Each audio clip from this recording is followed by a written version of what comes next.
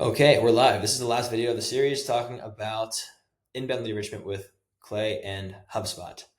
So if you haven't already, I recommend watching at least the first of the 4 of these service module videos where I'm talking about the core services we offer at Sculpted. The first one goes through in detail all the steps in the process, and a lot of those steps, field mapping, defining your ICP, mapping properties in HubSpot, building the sample enrichments, calibrating everything.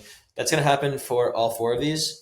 And then there's subtle nuances with each one that I go through in these videos that are specific to the 3 remaining services. In this case, inbound lead enrichment. So assuming you've done the preliminary work, you've defined the ICP, you mapped the properties, you built the Clay table, it's all working.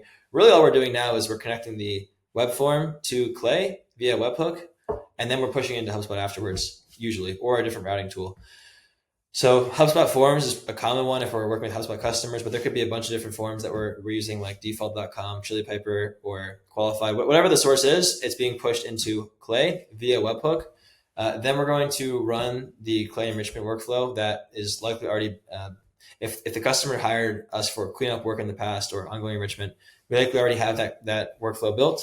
If we don't, then we're going to build it from scratch if this is the only module that they are purchasing.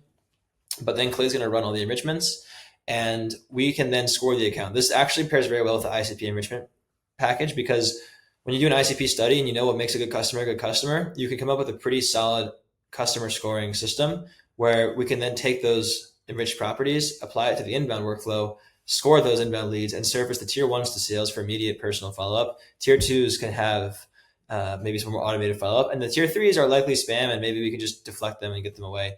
I've spoken to many customers who, one, for example, has 100 inbound form fills per day, 100 inbound phone calls per day. Only 7% of his leads convert because of a very slow response time to the form fills. And he misses almost half of his phone calls because his 2 sales reps are drowning in leads. And he has very limited insight into who's qualified and who's not.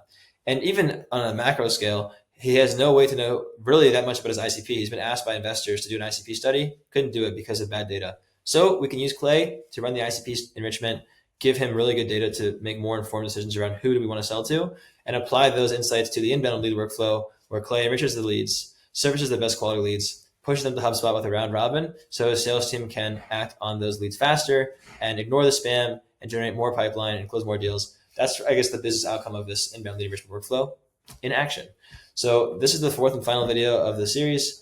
And now you should have everything you need to know if you've watched from start to finish about Clay, the most important components, what to keep in mind, and how we think at Sculpted about Clay for HubSpot.